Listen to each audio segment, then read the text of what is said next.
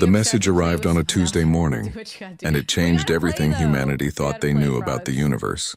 Ambassador, Daewon was drinking his third cup of coffee aboard the research vessel Indomitable when the communication system started screaming. Not the normal beep of an incoming transmission, but an actual alarm that made every crew member freeze at their stations.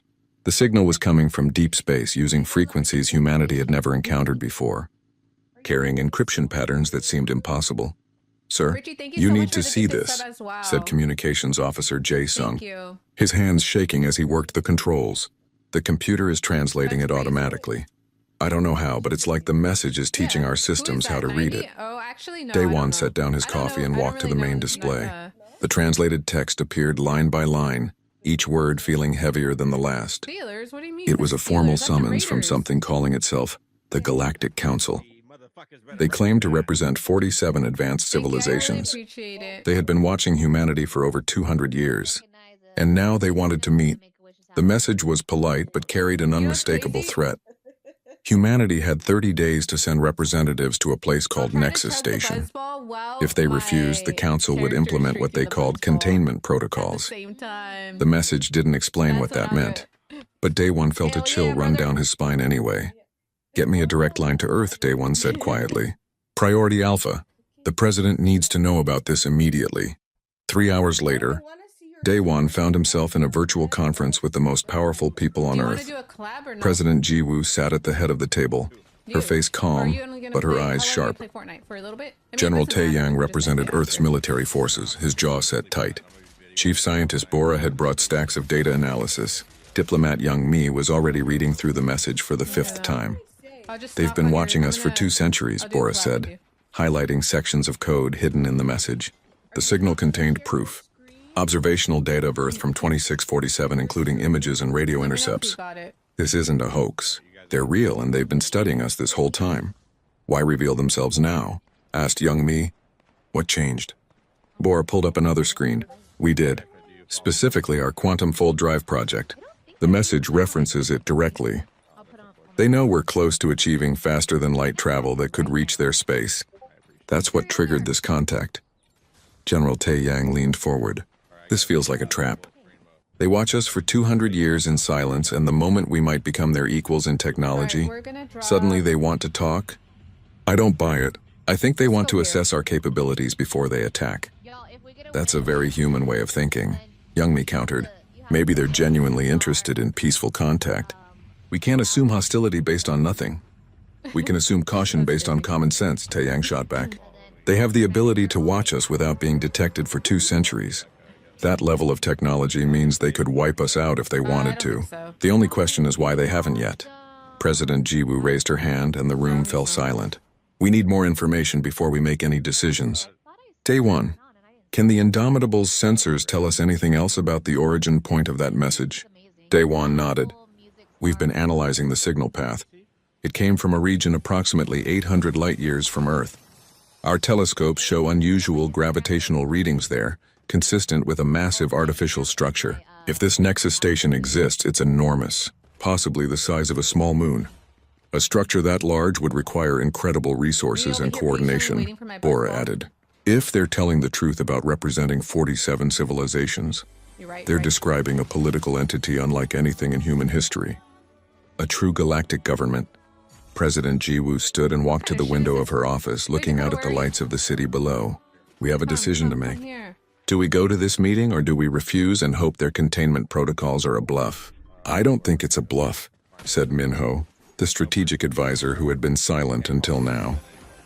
"But I also don't think we should go unprepared. I propose a middle path. We send a delegation as they requested, showing good faith, but at the same time, we quietly mobilize our defense fleet and prepare for the worst. If this is a genuine offer of contact, we lose nothing. If it's a trap, we're ready." The room was quiet as everyone considered this. It was Young Mi who spoke first. "I agree with Min-ho. We can't afford to appear weak or hostile. We send our best diplomats and show we're willing to talk. But we also can't be naive. We prepare for conflict while hoping for peace."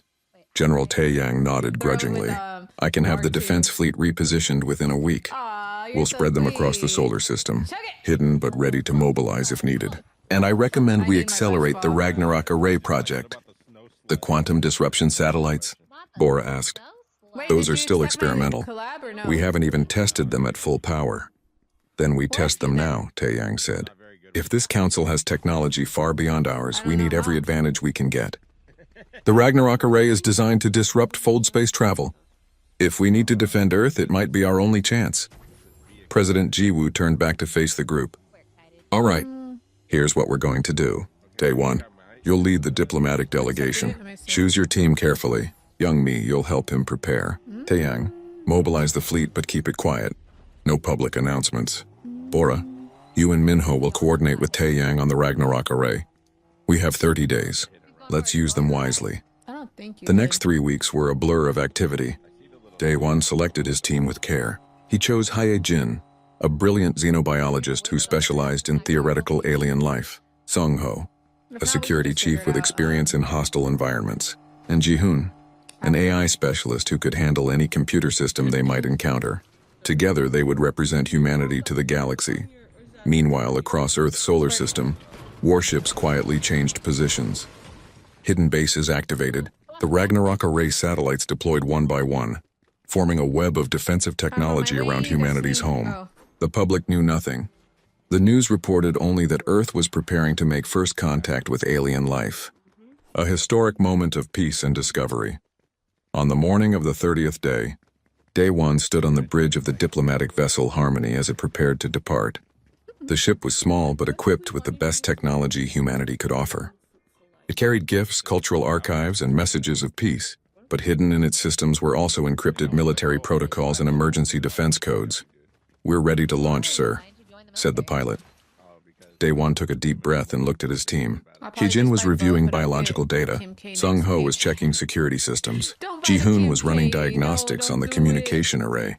They were humanity's first ambassadors to the stars, and they had no idea what they would find. "Take us out," Dae-won ordered. The Harmony lifted off from Earth's orbital station and accelerated toward the coordinates the Council had provided.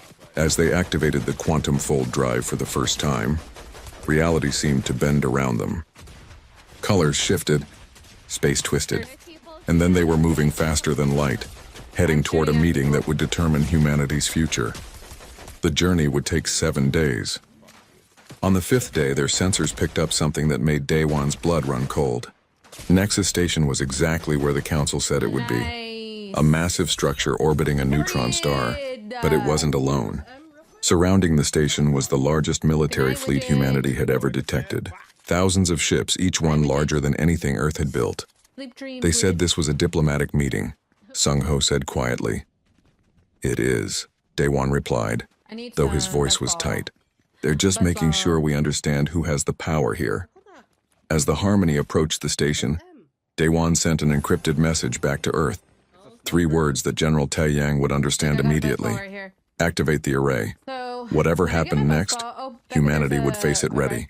The age of isolation was over. The galaxy had finally noticed them, and there would be no going back. The docking procedure took 3 hours, and every minute felt like an eternity. The Harmony was guided by automated systems into a bay designed for vessels 10 times its size. As the airlock connected, Dae-won could hear the hiss of atmospheric adjustment and feel the slight pressure change that meant they were now breathing alien air. "Atmosphere is compatible," Hee-jin confirmed, reading her scanner. "Oxygen-nitrogen mix, actually very close to Earth standard. Temperatures cool about 15 degrees. Gravity feels slightly lighter than home." "They're accommodating us," Ji-hoon observed. "The station's default environment is probably different. They adjusted this section for human comfort." Sung-ho wasn't impressed. "Or they studied us enough to know exactly what we need to survive.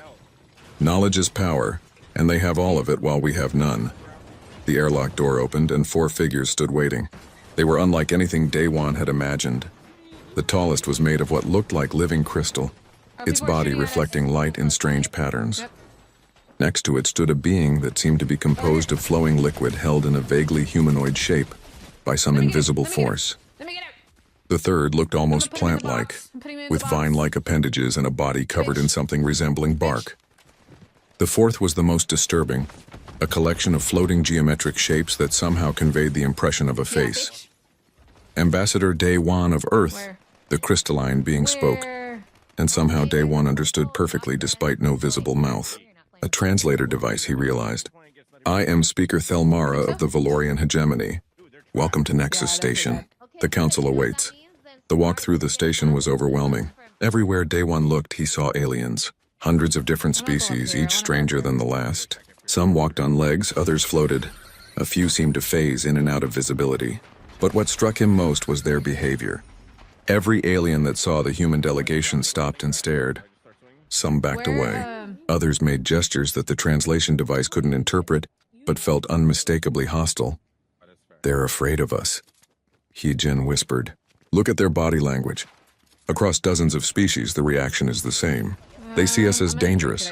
Good, Sung-Ho muttered. Fear means respect. They entered a massive amphitheater that seemed to defy physics. The ceiling was so high it disappeared into darkness, and the walls curved in ways that made Day One's eyes hurt. Thousands of aliens filled the seats, representing the 47 council civilizations. At the center was a raised platform where Speaker Thelmara took position. Let the session begin, Thelmara announced, and the entire chamber fell silent. We gather today to address the matter of species designation 7749, known to themselves as humanity. This species has been under observation for 207 of their years. Today we deliver our judgment. Day One felt his stomach drop. Judgment? This wasn't a meeting. It was a trial. Humanity, Thelmara continued. You have been classified as a Category 7 emergent threat species. This is the highest threat designation in Council history. Do you understand what this means? We understand that you fear us, Day One said, keeping his voice steady. What we don't understand is why. A holographic display appeared in the air, showing images from Earth's history. Wars, weapons, cities burning, nuclear explosions, the worst moments of humanity's past, presented without context or explanation. You are apex predators, Thelmara stated. Your evolutionary history shows that your ancestors hunted prey animals by chasing them for days until they collapsed from exhaustion. You developed tools for killing. You organized into competing groups that fought for resources. You created weapons of mass destruction and used them on your own kind. You damaged your own planet's ecosystem in pursuit of short-term gains. Every aspect of your development shows a species designed for conquest and destruction. That's not the whole story, Ye-Jin protested. Yes, we have conflict in our past, but we also have cooperation, art, science, compassion, which you use to make your predatory nature more efficient, interrupted another council member, a being that looked like a floating jellyfish. You cooperate to hunt larger prey. You create art to manipulate emotions. You study science to build better weapons. Every positive trait you claim serves your ultimate nature as predators. Ji-hoon stepped forward. With respect, council members, you're interpreting our history through your own perspective. Yes, we evolved as persistence hunters. Yes, we have aggression in our nature. But we also evolved beyond our base instincts. We built civilizations based on law and cooperation. We chose to stop using nuclear weapons even though we could have destroyed ourselves. We're more than our evolutionary history. Are you? Thelmara's crystalline body seemed to pulse with energy. Let me share something with you humans. In the 50,000 years of Council history, only 3 other species have been designated Category 7 threats. All 3 were eliminated before they could spread beyond their home systems. They were too dangerous to exist. The evidence suggests you are the same. The words hung in the air like a death sentence. Day One felt anger rising in his chest, but he forced it down. Getting emotional would only prove their point. You've been watching us for 2 centuries, Day One said carefully. In that time, have we attacked anyone? Have we shown any hostile intent toward other species? We didn't even know you existed until you contacted us. Ignorance is not innocence, Thelmara replied. We have protocols for a reason. In Council history, every Category 7 species that achieved interstellar travel became a plague upon the galaxy. They conquered, enslaved, or destroyed everything they encountered. We cannot allow that to happen again. So you judge us for crimes we haven't committed, Day One challenged.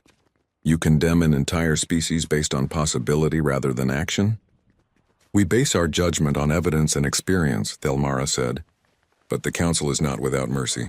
We offer you a choice. Accept our terms and humanity can continue to exist.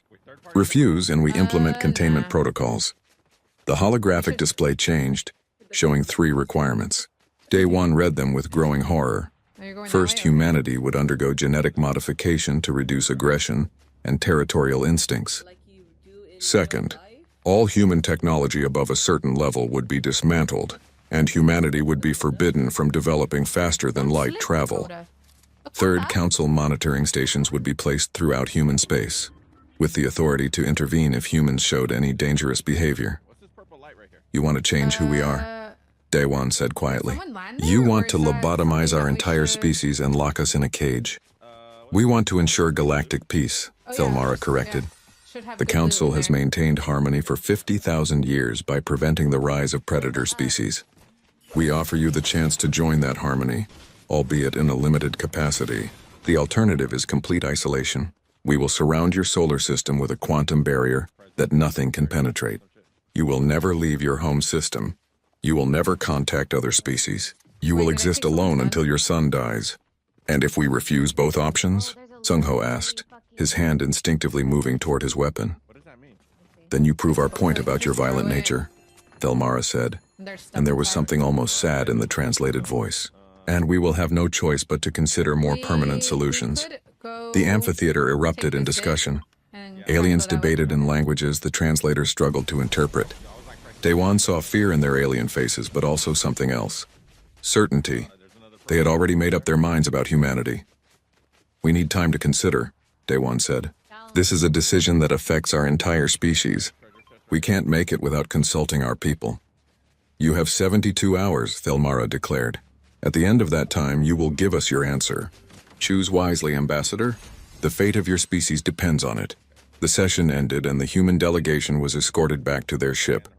As soon as they were alone in the Harmony's secure conference room, everyone started talking at once. They're insane, Sung-ho said. They want to turn us into docile pets. They're terrified, Heejin countered. Did you see the biological scans I took? Every species in that room had drastically reduced adrenal systems. Their brain structures show minimal fight-or-flight responses. They didn't evolve past aggression. They never had it to begin with. Ji-hoon was already at his computer, data streaming across the screen. I managed to copy some of their database during the session. The Council isn't lying about their history. They really have eliminated species they deemed threatening. 23 civilizations destroyed over 50 millennia, and every single one had traits similar to humanity. They're gardeners, Daewon realized. They've been cultivating the galaxy, pulling out any weeds that might disrupt their perfect garden. And they see us as the worst weed yet. So what do we do? Aijin asked. Daewon stood and walked to the window looking out at Nexus Station and the massive fleet surrounding it. Somewhere out there, 800 light-years away, Earth was waiting for his decision. His people. His species. His home. We stalled, Daewon said finally. We ask for clarification, request more time, engage them in debate. Anything to buy Earth more time to prepare. Because I think we all know what's really going to happen here. War, Sung-ho said simply. Daewon nodded. They're not going to let us refuse peacefully. Back on Earth, the world was changing by the hour. President Jiwoo stood before the United Earth Assembly. Every news camera in the solar system pointed at her face. The truth about the Galactic Council could no longer be kept secret. Humanity deserved to know what they were facing. My fellow humans, she began, her voice carrying across the planet through every screen and speaker. We are not alone in the universe. An organization calling themselves the Galactic Council has been watching us for over 2 centuries. They have now given us an ultimatum. Accept genetic modification and permanent technological limitation, or face isolation behind an impenetrable barrier. We have 72 hours to decide the future of our species. The reaction was immediate and explosive. In Tokyo, millions gathered in the streets demanding defiance. In New York, protests erupted calling for acceptance of the Council's terms. In Mumbai, religious leaders debated whether this was a test from divine powers. In Lagos, scientists held emergency conferences trying to understand the implications. Humanity, faced with its greatest crisis, did what it always did. It argued. General Taiyang watched the chaos from his command center deep beneath the Gobi Desert. Around him, holographic displays showed the positions of Earth's defense fleet. 300 warships hidden across the solar system. Some were nestled in asteroid fields. Others orbited behind the moons of Jupiter and Saturn. A few were even submerged in the liquid methane lakes of Titan, completely invisible to conventional sensors.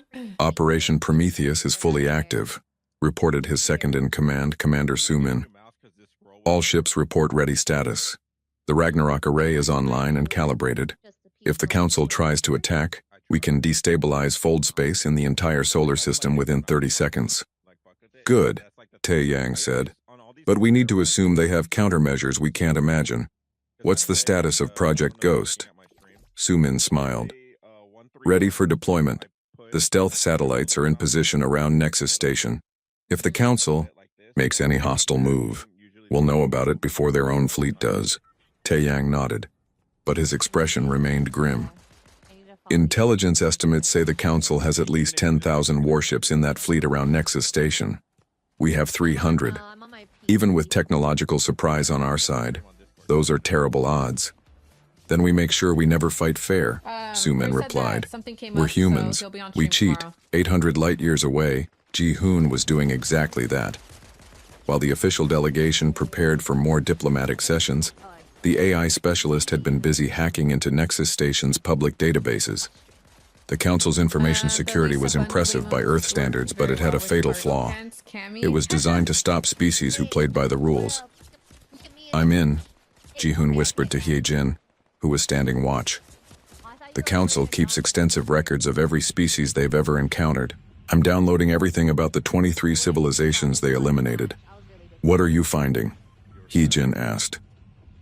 Ji-hoon's face went pale as he read. They weren't kidding about their protocols. Every single one of these species was destroyed completely. Not conquered, not imprisoned. Exterminated. The Council deployed planet-killer weapons that collapsed entire stars into black holes. They erased civilizations from existence. Why? Hye-jin felt sick. If they're so peaceful, how can they justify genocide? Self-defense, Ji-hoon said bitterly. At least that's how they categorize it. They document that each eliminated species showed signs of what they call expansionist aggression. The evidence ranges from developing weapons to exploring beyond their home systems. In other words, doing exactly what we're doing. Hye-jin leaned closer to the screen. What else does it say about the eliminated species? Were they really threats? Ji-hoon scrolled through files, his expression growing darker. Most of them were just exploring space. A few had territorial disputes with Council members, but nothing that couldn't have been resolved diplomatically. The Council classified them as threats and struck first. They call it preventive containment. I call it murder. A soft chime interrupted them. Someone was requesting a private meeting with the human delegation. The sender ID showed it was from a Council member named Ralvin of the Kethrin species.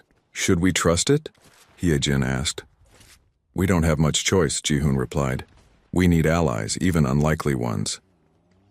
They met Ralvin in a neutral observation lounge overlooking the neutron star. The alien was vaguely reptilian, with scaled skin and eyes that seemed too intelligent.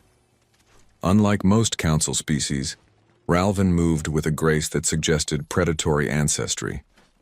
Thank you for meeting me, Ralvin said, the translator making his voice sound warm and genuine. I wanted to speak away from official channels. What I have to say could be considered treason. We're listening, Daewon said carefully. Ralvin settled into a seat designed for his body type. The Kethrin are one of the few Council species with any predatory evolution in our history. We're herbivores now, but our ancestors competed for territory and resources. Because of this, we understand you better than most Council members, and we know something important. This tribunal is a sham. Explain, Daewon demanded. The Council already voted on humanity's fate before they ever contacted you, Ralvin said quietly. 39 species voted for complete elimination. 8 voted for isolation. Only the Kethrin and 7 others argued for genuine diplomatic contact. We were overruled. This entire process is theater designed to justify a decision that's already been made. Sung-ho's hand went to his weapon. They plan to kill us all? Not immediately, Ralvin said. The moderates managed to force a compromise. You're being given the ultimatum as a courtesy, a chance to submit peacefully. But if you refuse both options, the hardliners have authorization to deploy containment measures. And I've seen the classified documents. Containment doesn't mean a barrier. It means a quantum collapse device powerful enough to turn your sun into a black hole. The room went silent. Hyejin felt like she couldn't breathe. Why are you telling us this? Because it's wrong, Ralvin said simply. The council was founded on principles of coexistence and mutual benefit. Somewhere along the way, we became exactly what we claimed to oppose. We became predators, hunting down any species that might challenge our dominance. I can't stop it. Alone. But maybe I can give you a chance to save yourselves. How much time do we have? Daewon asked. Less than you think. The collapse device is already in position around your solar system. It's been there for 3 weeks, since before you even arrived here. When the 72 hours end, if you refuse the ultimatum, the device activates automatically. You have 48 hours left. Back on Earth, scientist Bora was making discoveries of her own. She had been analyzing every scrap of data about the council species, looking for weaknesses. What she found was both encouraging and terrifying. They're stagnant, she explained to President Jiwoo via secure channel. The council species have barely advanced technologically in the last 10,000 years. Their ships, their weapons, their computers, they're all incremental improvements on ancient designs. They don't innovate, they can't. Why not? Jiwoo asked. Because innovation requires certain cognitive traits, Bora said, pulling up brain scans. Risk-taking, curiosity, competitiveness, the ability to see problems as challenges rather than threats. The council species bred all of those traits out of themselves millennia ago. They achieved peace by eliminating every psychological drive that causes conflict. But those same drives are what push species to grow and adapt. So they're vulnerable? Potentially, Bora said. Their technology is more advanced than ours in raw power, but it's predictable. They haven't faced a real challenge in thousands of years. They don't know how to respond to unconventional tactics because they can't think unconventionally. If we can be unpredictable enough, creative enough, we might have a chance. That's a big if, Jiwoo pointed out. It's the only if we have, Bora replied. The alternative is accepting their terms or dying. I'd rather take my chances with creativity. On Nexus Station, Daewon requested a private audience with Speaker Thelmara. The crystalline being agreed, meeting him in a chamber with walls that seemed to be made of liquid light. You wanted to speak with me, Ambassador? Thelmara asked. I want to understand, Daewon said. You call us predators like it's evil. But predators serve a purpose in nature. They maintain balance. They drive evolution. Without predators, ecosystems collapse. Ecosystems, perhaps, Thelmara replied. But civilizations are not ecosystems. They are carefully constructed orders built on cooperation and mutual benefit. Predators destroy that order. Or they prevent it from becoming stagnant, Daewon countered. Tell me, Speaker, when was the last time a council species made a major breakthrough in science or technology? When was the last time someone challenged the established way of thinking and created something revolutionary? Thelmara was silent for a long moment. We have achieved stability. We value harmony over disruption. You've achieved stagnation, Daewon said. You've built a beautiful garden and pulled out anything that might grow too tall or spread too far. You call it peace, but it's really control. And now you see us wild and unpredictable, and you're terrified because we remind you of what you gave up. We gave up violence, Thelmara said firmly. The alarm cut through Nexus Station like a knife. Red lights bathed the corridors in blood-colored illumination as thousands of aliens scrambled in panic. The peaceful council species had probably never heard a security alert before, and their confusion showed in every chaotic movement. We have to move now, Sung-ho said, already at the door of the Harmony with his weapon drawn. Once they organize, we're trapped. Daewon made a split-second decision. Ji-hoon, can you override the docking clamps remotely? Give me 30 seconds. The AI specialist replied, his fingers flying across his portable computer. But even if we get free, the station's defense grid will tear us apart before we make it 100 meters. Let me worry about that, Daewon said. He turned to Hyejin. Get to the engine room and prep for emergency departure. Sung-ho, you're with me. We're going to buy Ji-hoon those 30 seconds. They burst into the corridor and immediately encountered a squad of council security forces. The aliens were armed with energy weapons that hummed with dangerous power, but their movements were slow and uncertain. They had probably never pointed those weapons at a living being before. Sung-ho didn't hesitate. He fired a flashbang grenade that exploded in brilliant light and deafening sound. The council guards stumbled backward, their enhanced senses overwhelmed. Before they could recover, Sung-ho was past them, his combat training turning him into a blur of efficient violence. He didn't kill anyone, just disabled them with precise strikes that left them unconscious on the floor. They're not fighters, Sung-ho observed. They don't even know how to respond to aggression. It's like fighting children. Don't underestimate them, Daewon warned. They might not have combat experience, but their technology is still dangerous. They reached the main docking control center, just as Ji-hoon's voice crackled over the communicator. I'm in their system, but there's a problem. The station's AI detected my intrusion and locked down all docking protocols. I can't override it remotely. Then we override it manually, Daewon said, pointing to the control panels. Sung-ho, cover the door. I'll handle the systems. The control center was designed for beings with completely different physiology. The interfaces made no sense to human eyes, all flowing symbols and color-coded patterns that seemed to shift as Daewon looked at them. But he had one advantage the council never expected. Humans were incredibly good at learning through trial and error. He started pressing controls at random, watching how the system responded. Each mistake taught him something new. Within 2 minutes, he had a basic understanding of the logic. Within 5, he had found the docking release protocols. Got it, he shouted just as Sung-ho opened fire at the doorway. More council security had arrived, and this time they were actually using their weapons. Energy bolts scorched the walls, filling the air with the smell of burning metal. The Harmony's docking clamps released with a metallic clang.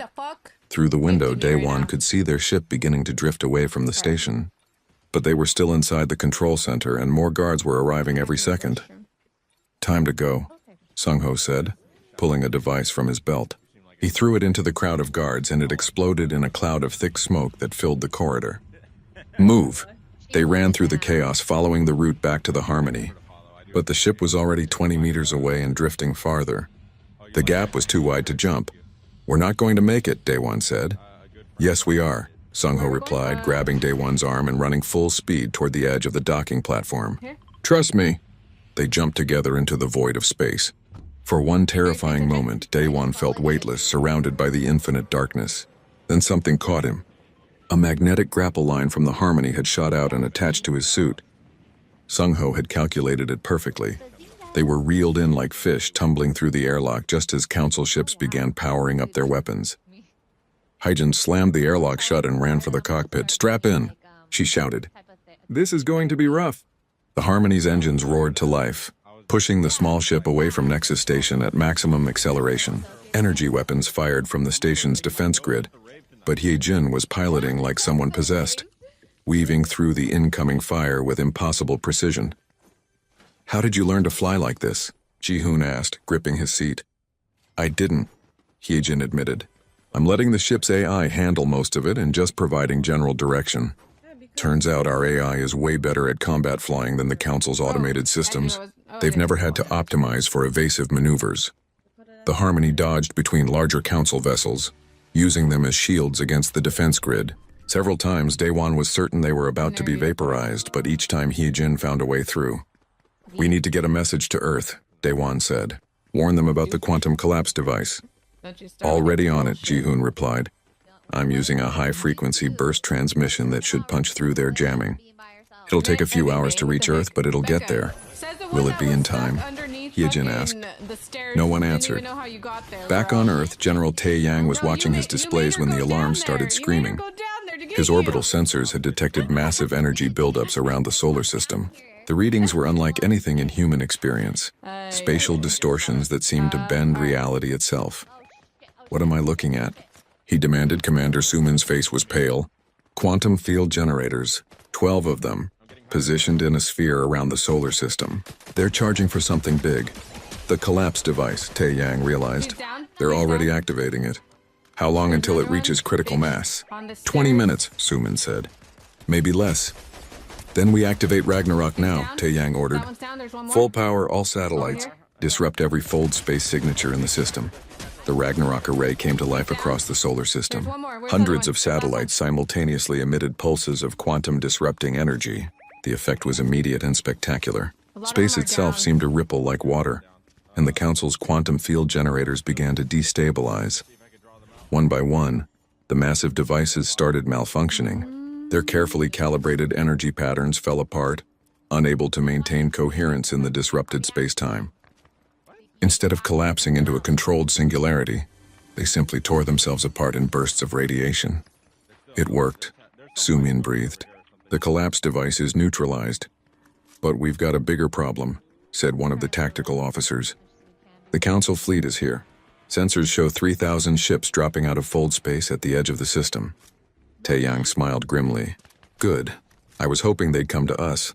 Activate Protocol, Hunter. Earth's hidden fleet decloaked across the solar system. The Council ships probably expected to face a primitive force clustered around Earth. Instead, they found themselves surrounded by human warships that had been waiting in ambush. This is General Tae-yang of Earth Defense Fleet. To all Council vessels, he broadcast on all frequencies. You came here to exterminate us. You failed. Your quantum device is destroyed. Your fleet is trapped in our space by the Ragnarok array. You cannot escape and you cannot win. I offer you one chance to surrender peacefully. Refuse and learn what human predators truly are. On the Council flagship, Admiral Kresh of the Valorian military could not believe what he was seeing. The primitive humans were supposed to be helpless.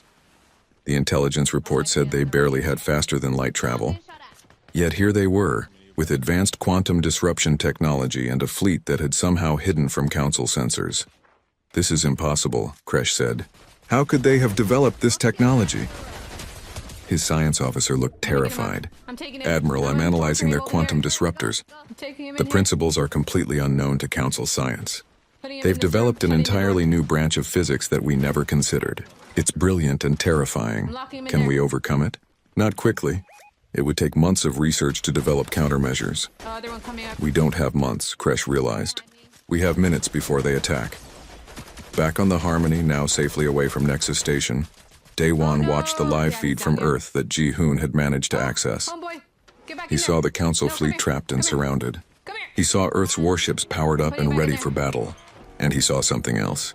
A message coming through from General Tae-yang.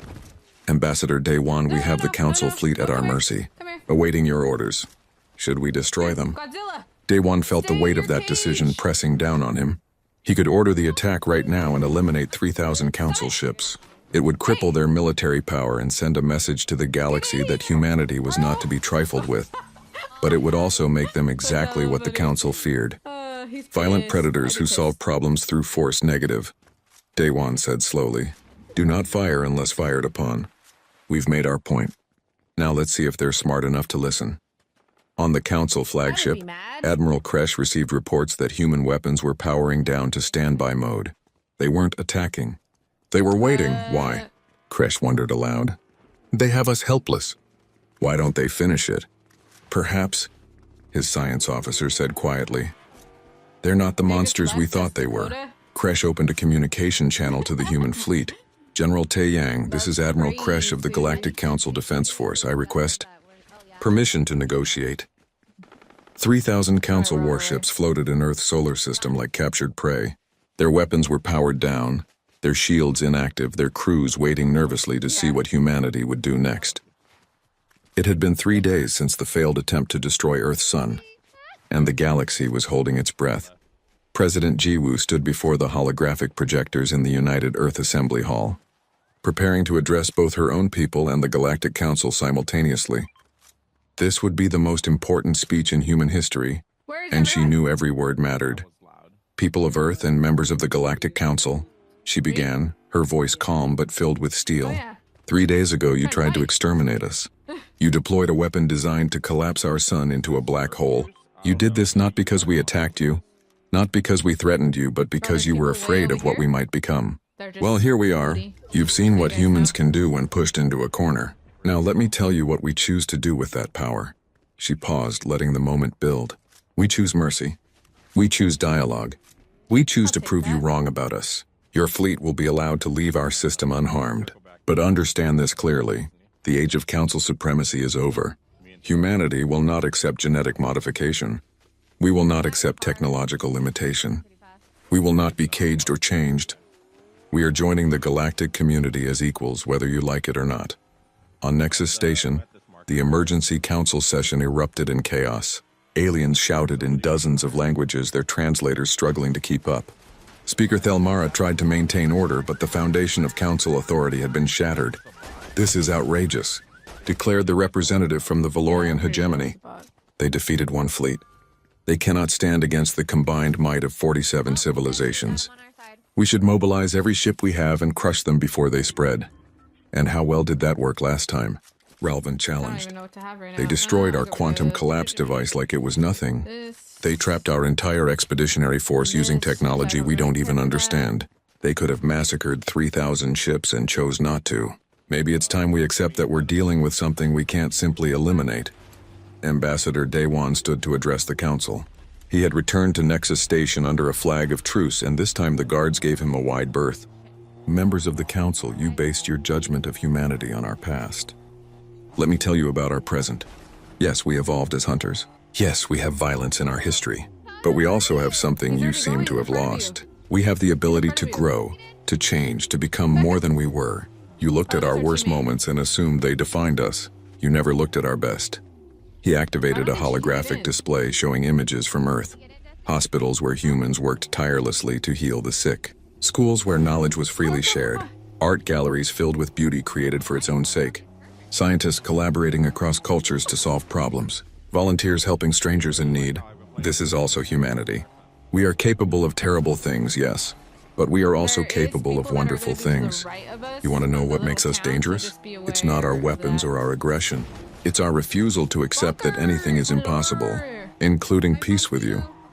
Speaker Thelmara stood, the crystalline body pulsing with conflicted colors. Even if we accept your words, Ambassador, there remains the practical problem. The Council has maintained peace for 50,000 years through careful management. If we allow one species to ignore our protocols, others will follow. The entire system will collapse. Good, Daewon said bluntly. Your system is broken. You've created peace through control and elimination. That's not harmony, that's tyranny. A real peace, a lasting peace, requires accepting that different species will have different strengths and weaknesses. You need to learn to coexist with conflict, not eliminate it. Easy words from someone who just won a battle, another council member challenged. What guarantee do we have that humanity won't become the very threat we feared? None, Daewon admitted. We can't guarantee our future behavior any more than you can guarantee yours. But I can promise you this. If you work with us instead of against us, you'll have allies who can help solve problems you've been avoiding for millennia. If you continue to oppose us, you'll have enemies who will never stop finding new ways to resist. Your choice. So fucking annoying. Back on Earth, General Tae Yang was meeting with the Council's Admiral Kresh in a neutral location aboard one of the disabled Council ships. The two military leaders sat across from each other, studying one another carefully. I need to understand how you did it, Kresh said finally. Our intelligence said you barely had functional fold space drives. Yet you had quantum disruption technology decades ahead of our projections. How? Tae Yang smiled. We cheated. While you were watching our official research programs, we had dozens of secret projects running in parallel. We assumed first contact would be hostile, so we prepared for war while hoping for peace. Your mistake was thinking we'd follow a predictable development path.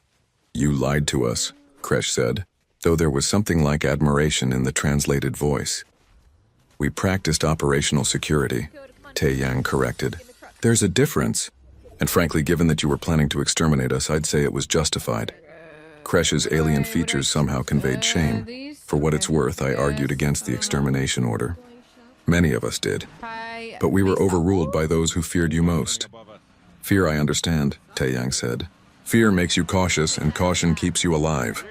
But there's a difference between healthy fear and paranoid genocide. You crossed that line. I know, Kresh admitted. The question is, where do we go from here? My fleet is at your mercy. You could destroy us and send a message to the galaxy. Or you could let us go and risk us returning with reinforcements. Tae Yang leaned back in his chair. Or we could do something smarter. You let your fleet return home, but you leave behind observers, scientists and military liaisons who can see Earth firsthand and report back honestly. Let them live among us, work with us, and learn that we're not the monsters you imagined. In exchange, we send our own observers to council worlds. We start building real understanding instead of operating on fear and assumptions. The hardliners will never accept that. Fresh warned. Then the hardliners will find themselves on the wrong side of history, Tae Yang replied. Because whether they like it or not, humanity is part of the galaxy now. They can either adapt to that reality or be left behind.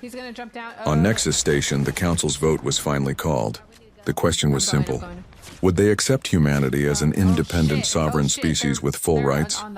Or would they continue their policy of containment and elimination? The voting took 6 hours with intense debate between each vote. When it was over, the results were clear. 22 species voted to accept humanity. 17 voted for continued hostility. 8 abstained, unable to choose. The council had fractured. For the first time in 50,000 years, there was no consensus. Speaker Telmara made the announcement with a voice that seemed to carry the weight of ages. By majority vote, the Galactic Council recognizes humanity as a sovereign species. All containment protocols are hereby suspended. However, this council notes that a significant minority opposes this decision. Those species may choose to pursue their own policies regarding human contact. It was the best outcome Daewon could have hoped for, but it was also the beginning of something new and uncertain. The galaxy was no longer united under one authority. The council's absolute power had been broken, and in its place was emerging something messier, more chaotic and potentially more dangerous, but also, Daewon thought, potentially more alive. 5 years later, Earth had changed beyond recognition. The planet was now the center of what had come to be called the Coalition of Free Worlds. 23 species, including the Kethrin and several other former council members, had joined humanity in forming a new alliance based on cooperation rather than control. Captain Hyun-soo, now Admiral of the Coalition Fleet, stood on the bridge of the UES Prometheus, humanity's first true warship designed in collaboration with alien engineers. The ship combined human innovation with council technology, creating something neither could have built alone. Beside him stood Ralven, who had become humanity's closest alien ally. The Kethrin scientist had helped bridge the gap between human and council thinking, teaching both sides to understand each other. Sensors are picking up the signal again, reported the tactical officer, a young woman named Jae-sung. It's definitely coming from the galactic core, something massive and ancient. The council claimed that region was too dangerous to explore, Ralven said. They've been avoiding it for thousands of years. Too many unknowns. Perfect, Hyun-soo said with a grin. Unknowns are our specialty. Set course for the galactic core. Let's see what the old council was too scared to investigate. As the Prometheus prepared to jump to fold space, Hyun-soo reflected on how far humanity had come. 5 years ago, they were facing extinction. Now they were leading an expedition into one of the galaxy's greatest mysteries, with allies from across the stars. The hardliner species that had opposed humanity had retreated to their own territories, building defenses and plotting revenge.